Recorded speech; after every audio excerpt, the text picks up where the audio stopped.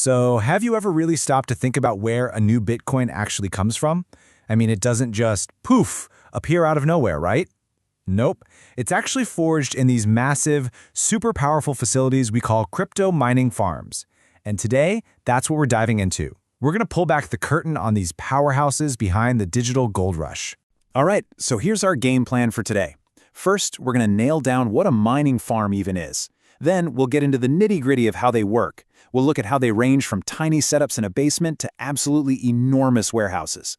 After that, we'll talk about the good stuff, the benefits, and then the not-so-good stuff like the crazy high costs.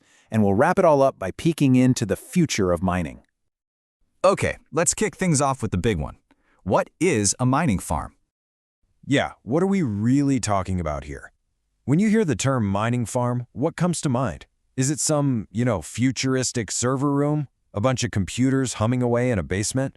Well, let's break it down. Okay, at its core, a mining farm is basically a facility that's just jam-packed with super powerful, specialized computers. We call them mining rigs. And their one job, their collective mission, is to solve incredibly complex math problems, 24/7.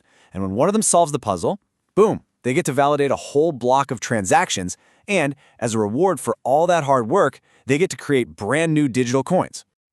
Well, here's the thing. It's not just about minting new money. You really got to think of these farms as the guardians, the security guards of the blockchain.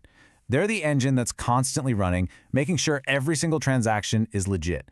And that is what keeps the entire system trustworthy and secure. All right, so we've got a handle on what they are. Now, let's pop the hood and see how they actually work. I mean, what are all those thousands of machines really doing all day and all night? It really boils down to this super interesting three-step race. First, you've got all those powerful rigs working together, throwing all their computational muscle at solving a really hard math puzzle. Step 2, the very first rig to crack the code gets the prize. They get to validate the latest block of transactions on the blockchain. Think of it like giving it an official stamp of approval. And finally, step 3, the best part. As a reward for solving that puzzle, new coins are minted and handed right over to the farm. Okay, so we've covered the what and the how. Let's talk about the where. Because, the actual scale of these things, it can be pretty mind-blowing. Yeah, because mining farms are definitely not a one-size-fits-all kind of deal. You might be picturing some gigantic humming warehouse. And hey, you're not wrong. Those exist. But that is only one piece of the puzzle. The spectrum here is just huge. On one end, you've got these massive industrial-scale farms. We're talking warehouses built for one thing, maximum output. Then you've got mid-size operations, maybe run by smaller companies trying to balance costs and profits. And it goes all the way down to home setups, run by individuals. And then there's this whole other angle called cloud mining, which is a really popular alternative where you can just rent some mining power from a big farm remotely without ever having to buy or set up your own gear. So you might be thinking, okay, this sounds like a lot of work and a lot of money. Why go to all this trouble? What's the real advantage of putting all that computing power in one place? Well, it really all boils down to the power of scale. It's that old idea of buying in bulk. By pooling their resources, miners can get better deals on electricity and hardware, which makes the whole thing way more cost-effective. This lets them use the absolute best, most efficient tech, which means better returns. But, and this is a big but, their role is so much bigger than just making a profit. They are literally securing the blockchain. And by having lots of different farms all over the world, they help maintain decentralization. That's the key idea, that no single person or company is in charge, which is, the whole point of crypto.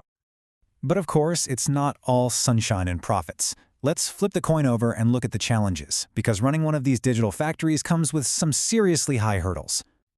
And this is where you really see the trade-offs in sharp relief. For every awesome benefit, there's a pretty tough hurdle to overcome.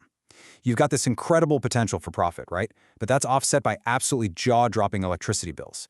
You get to use the best hardware, but that comes with a hefty upfront price tag. And all those machines running full tilt, they generate an insane amount of heat, which means you need powerful and expensive cooling systems running nonstop. It is a very high-stakes, very high-cost game.